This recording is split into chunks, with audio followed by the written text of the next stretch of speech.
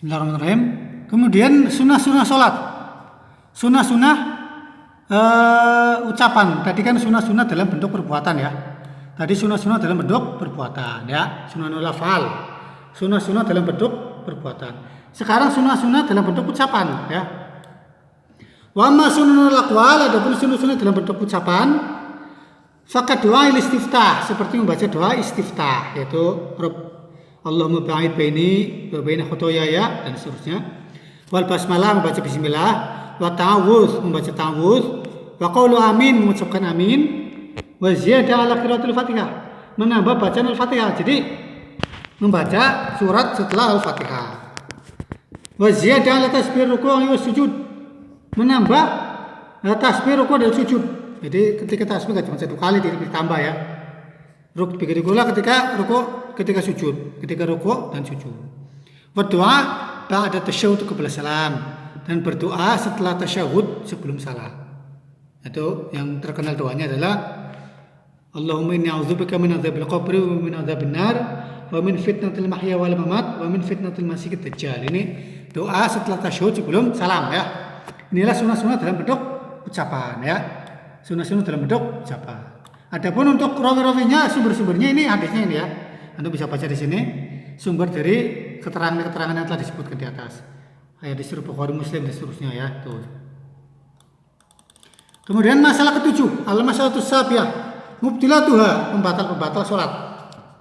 Hal-hal yang membatalkan salat. Ya. Hal-hal yang membatalkan salat. Yabtulu salatu umurun, yabtulu salata umurun nujmuluha fi mayati. Salat itu batal karena hal-hal sebagai berikut. Jadi salat itu batal karena hal-hal sebagai berikut ini. Satu, yubtilu salata ma yubtilu tuhara. Yang membatalkan salat adalah yang membatalkan toharoh. Jadi apa yang membatalkan toharoh itu juga membatalkan salat. Misalkan hadas kecil, hadas besar ya, maka salatnya juga batal. Maka ketika dia sholat kemudian kena hadas, sholatnya batal. Lian at-tahara syartul lisikatiha. Fa idza batalat at-tahara batalat as-shalah. Karena tahara itu termasuk syarat sahnya sholat. Fa idza batalat at-tahara batalat as-shalah. Apabila taharanya batal, maka batallah sholatnya juga ikut batal. Itu ya, itu yang nomor satu, yang membatalkan sholat, pembatal sholat yang nomor satu. Yang kedua, ad-dhahik bisautin. Kedua, ad-dhahik bisautin, tertawa dengan suara, yaitu tertawa terbahak-bahak, al-qahqahah. Fa innahu yubtilu bil ijma', ia membatalkan salat menurut ijma' ulama. Li'annahu wal kalam, karena dia seperti ucapan, bal syad, bahkan lebih berat. Ya. Wa lima fi dzalika min al-istighfaf wa tala'ub wal munafi li maqsudis shalah.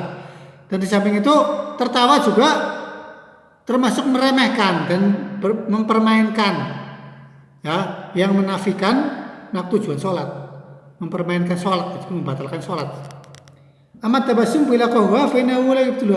Adapun senyum, tabassum senyum bila qahqahah, tanpa tertawa, maka tidak membatalkan sholat. Kama naqala Ibnu Munzir wa ghairuh, sebagaimana dikutip oleh Ibnu Munzir dan lainnya. Itu membatalkan sholat yang kedua ya. Kemudian membatalkan sholat nomor 3, al-kalamu amdan li ghairi maslahatis shalah, berbicara dengan sengaja tanpa maslahat salat, ya. Berbicara dengan sengaja tanpa tujuan maslahat salat, ya.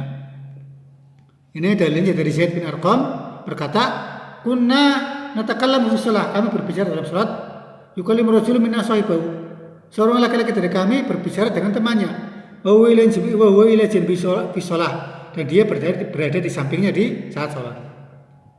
Hatta nazalat wa qumu lillahi qanitin, sampai turun ayat wa qumu lillahi qanitin, dan berdirilah untuk Allah qanitin dengan tenang ya, tanpa berbicara.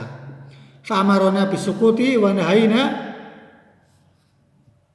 anil kalam, ya, Allah menyuruh kami diam dan melarang kami berbicara ketika sholat.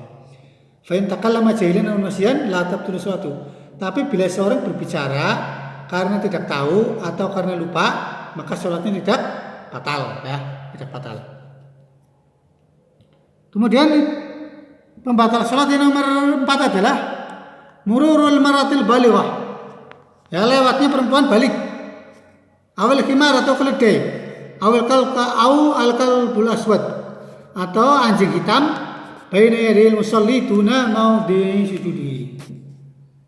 Atau anjing hitam di hadapan orang yang sholat, ya, di depan tempat sujudnya. Jadi ada tempat sujud dilewati oleh orang perempuan atau perempuan balik atau keledai atau anjing hitam, maka sholatnya batal, ya. Ini dalilnya, ya. Ini seperti itu.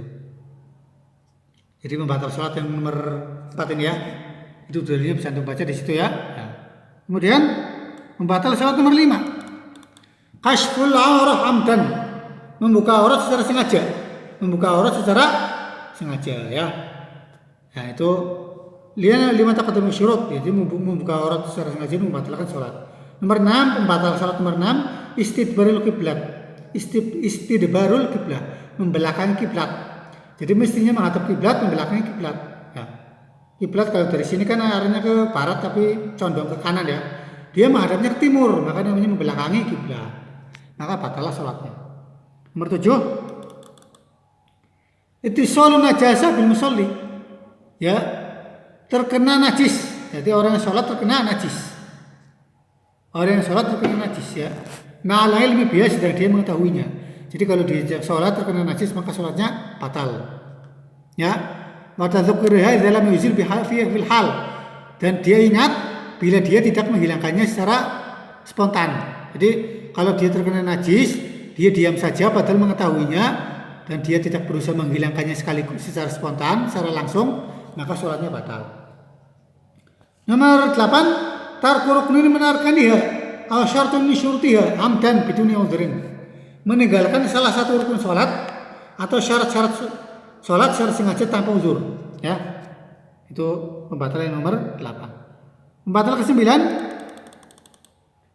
al-amal al-kathir min ghairi jinsiyah li ghairi darurah. Banyak bergerak, ya, tanpa darurat. Banyak bergerak dengan jenis-jenis lain tanpa darurat. Jadi misalkan kadang dia menggerakkan tangan, kemudian dia menggerakkan kaki, ya, atau dia menggerakkan perut dan sebagainya, maka dinamakan banyak bergerak, ya, tanpa darurat. Kalau akli wa syurbi amdan, seperti makan dan minum secara sengaja, itu juga membatalkan sholat. Nomor 10, al-istinadu li ghairi udhrin, bersandar tanpa uzur, bersandar ke tiang atau sebagainya, ya, ke dinding tanpa uzur, itu juga membatalkan sholat. Dan al-qiyam syartul syariah, karena berdiri termasuk syarat sahnya sholat, ya. Seperti itu, ya. Nomor 11, pembatal sholat nomor 11, tamu di ziyadati ruknin, ya. Sengaja menambah rukun dengan perbuatan. Jadi sengaja menambah rukun dengan perbuatan, kaziyadah fi ruku' wa sujud, seperti menambah rukun dan sujud. Rukunya 1 kali ditambah 2 kali, atau sujudnya 1 kali ditambah 2 kali dan sebagainya, ya.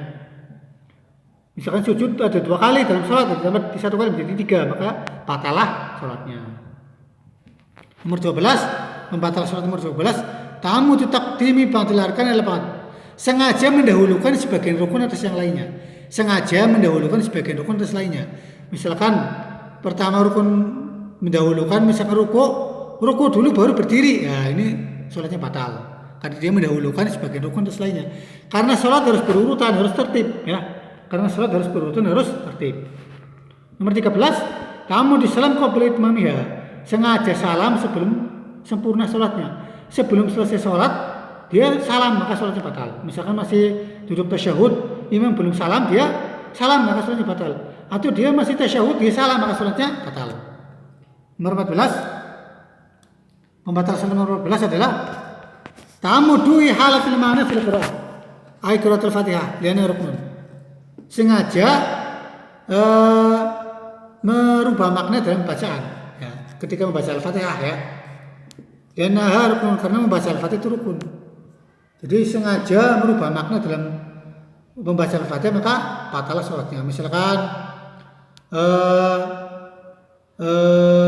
ihdinas siratal mustaqim dibaca ihdinas thoriq al-mustaqim, atau iyyaka na'budu dibaca iyyahu na'budu. Nah, maka sholatnya itu tidak benar, ya, tidak sah, batal. Karena membaca Al-Fatihah itu rukun. Kalau tidak dibaca maka batal. Nah, atau bacanya salah salah yang menyebabkan artinya berubah, maka sholatnya batal. Yang ke-15, faskhun niyah bitaraddud bil faskhi. Merusak niat dengan sering membatalkan, dengan membatalkannya secara bersering membatalkannya. Jadi, merusak niat dengan membatalkannya. Merusak niat dengan berkali-kali membatalkannya. Itu maksudnya seperti itu. Merusak niat dengan berkali-kali membatalkannya. Dan dia ingin keluar dari sholat. Jika demikian maka sholatnya batal. Jadi misalkan ketika setelah sholat, wah saya mau makan, wah saya mau ini, wah saya mau keluar ini. Di saat masih di tengah sholat, maka sholatnya batal. Jika dia berulang-ulang melakukannya. Ya.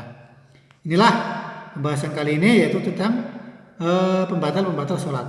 Sebelumnya telah dijelaskan rukun-rukun, ya, apa sunnah-sunnah sholat, ya, dan kita telah membahas pembatal sholat, ya. Demikian ya pembahasan pada kesempatan kali ini, itu membahas masalah ke-6 dan masalah ke-7. Ya, semoga bermanfaat. Kita akhiri dengan kafaratul majlis. Subhanakallahumma hamdika asyhadu an la ilaha illa anta astaghfiruka wa atubu ilaik. Wassalamualaikum warahmatullahi wabarakatuh.